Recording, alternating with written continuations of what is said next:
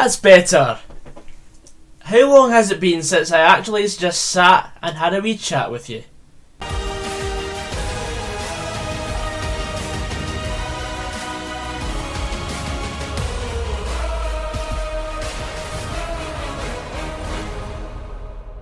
Hey guys, Goggsy here,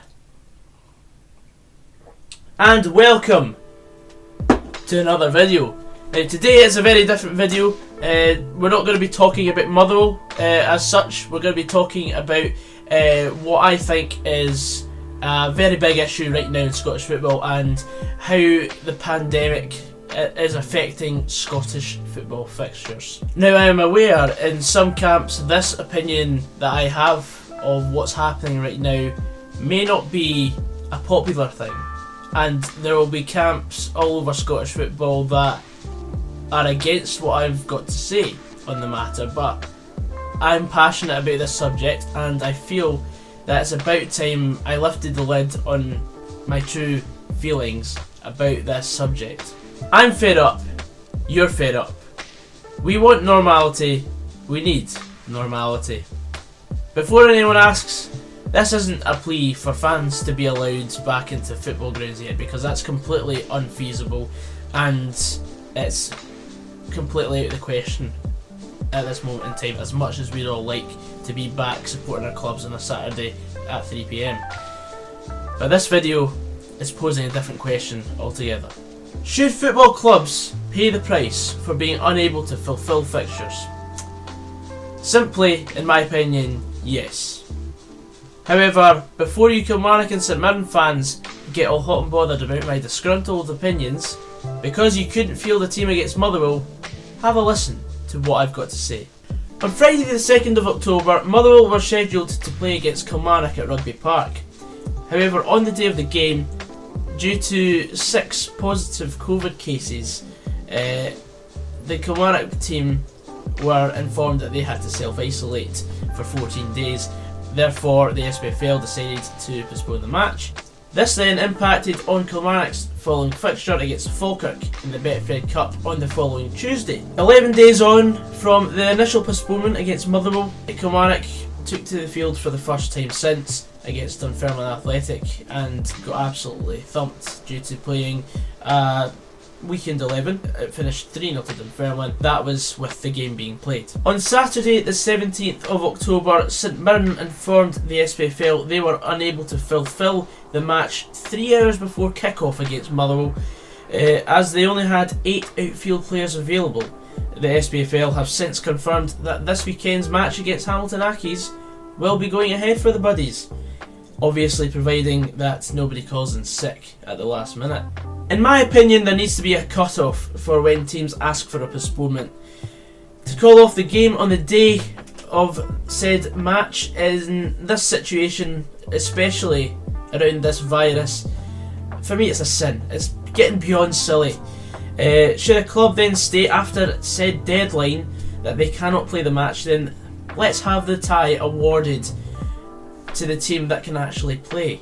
Motherwell coach Maurice Ross came out in the press and said, hypothetically at Motherwell, if we got 2 injuries before we play Celtic, we can say that the kitman's wife has got COVID and we then need to self-isolate till all our good players are back. Which is absolutely correct.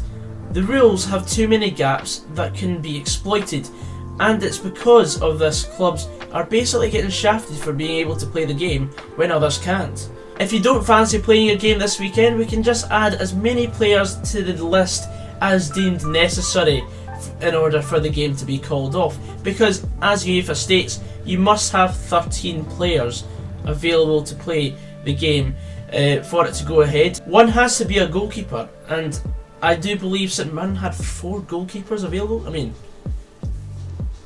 let's completely dumb it down and say, if you can play football, if you're registered to play football, I mean, surely you can fill in another position. I'm kidding on. I honestly would not seriously suggest that. Thankfully, in the Betfred Cup, clubs have agreed that if you cannot carry out said fixtures, it's tough. You have to forfeit the game, because unfortunately there is not enough time now in the calendar to just keep putting games off. For example, you've got 4 fixtures already for the group stage in the Betfred Cup. Forfeit Athletic and Kilmarnock have already become victims to this rule, and it's a shame. With both clubs still having 2 games left to play with 0 points right now. Granted, they both played a game, but they also forfeited 3-0, and they are both basically eliminated from the competition, and they've hardly kicked the ball. The difference between the cups compared to the league is that obviously with the league being 36 or 38 games in Scotland, it depends on which league you're situated in.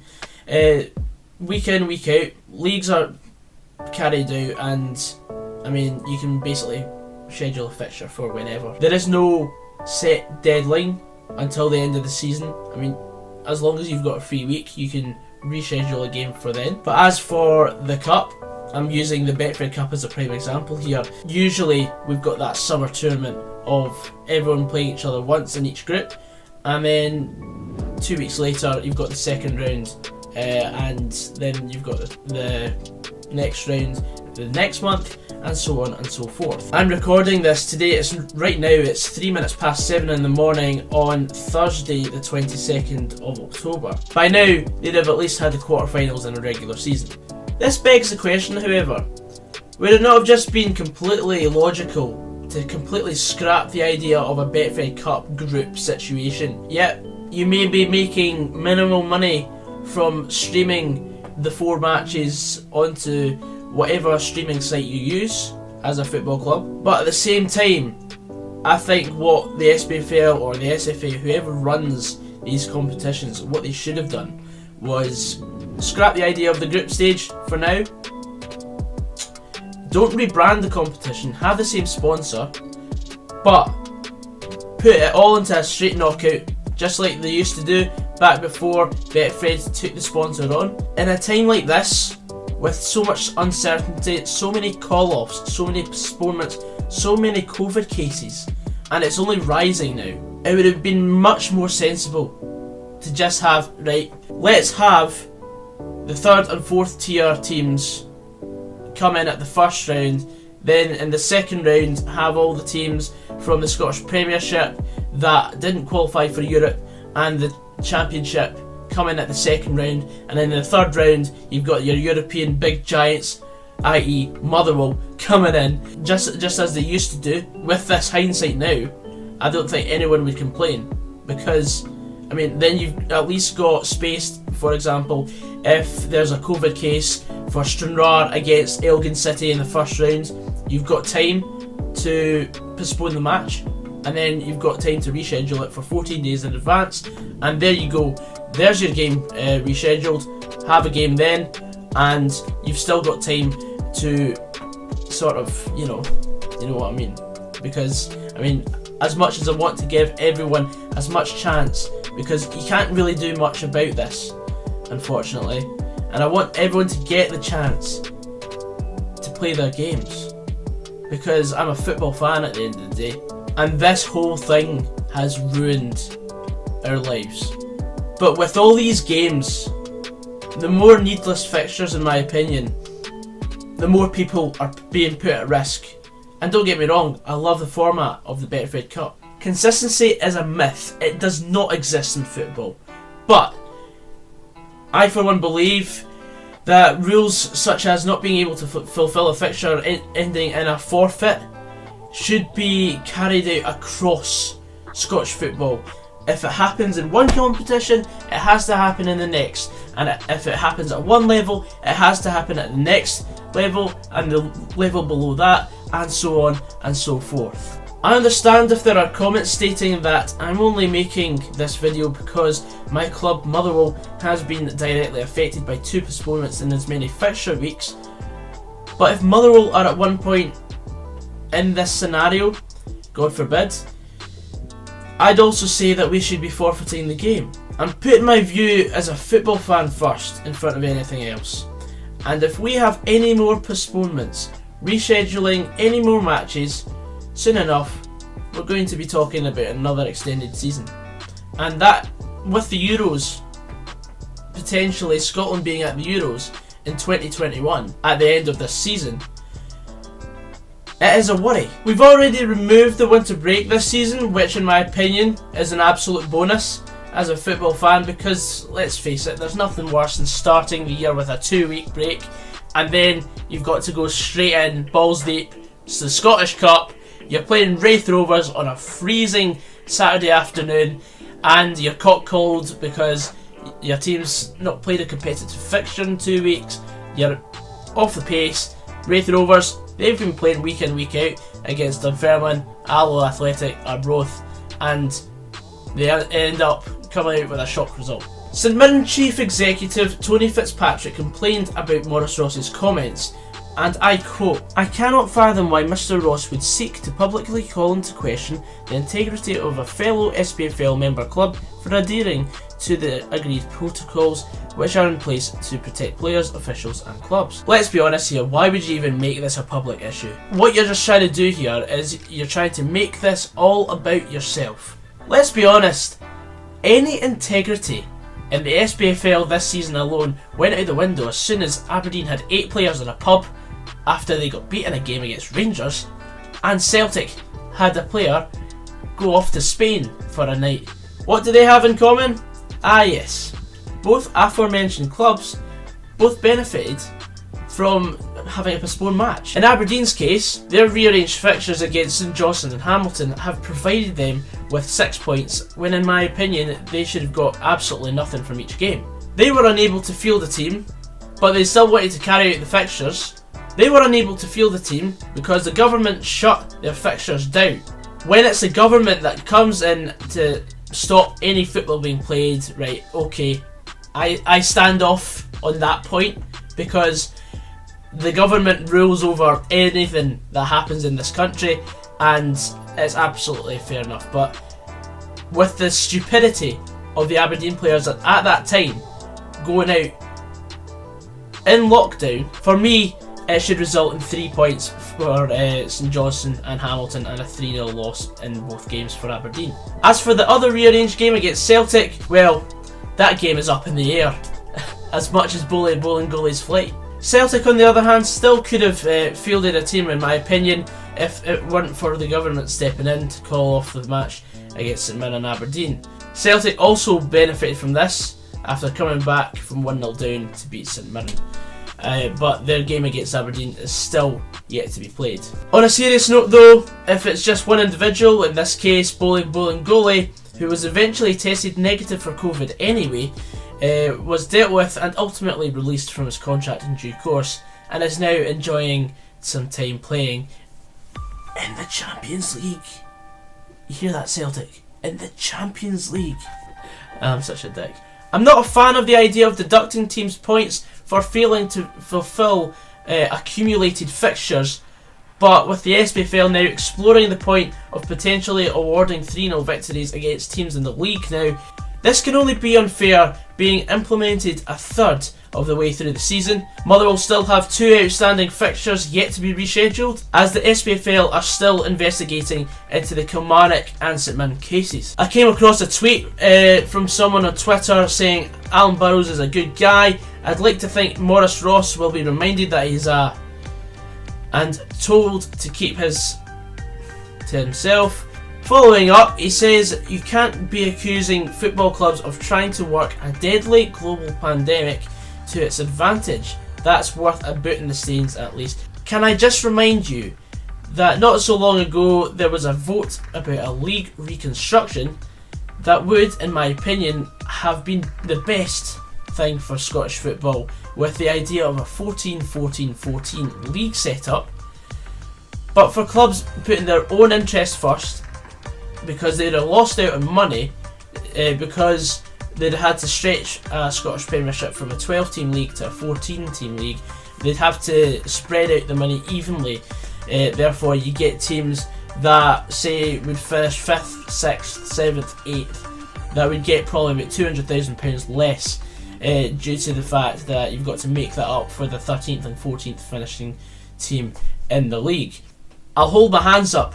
I do believe Motherwell were one of the teams that voted against it, so I don't have any ground to stand on, but in my opinion, in my football fan opinion, I would have absolutely loved to avoid having to see us play St Johnstone 4 times a season. What annoys me though is there are teams that are following every protocol by the book, and some that slip through the net thinking that they can get away with it. Now, I'm not naming any names because I think that would be unprofessional on my part if I were to say, for example, this team, etc., had a social gathering and it was breaking the government guidelines, etc., etc., because I don't have any proof that anything like that has happened since, for example, the Aberdeen players gathering in a pub during lockdown.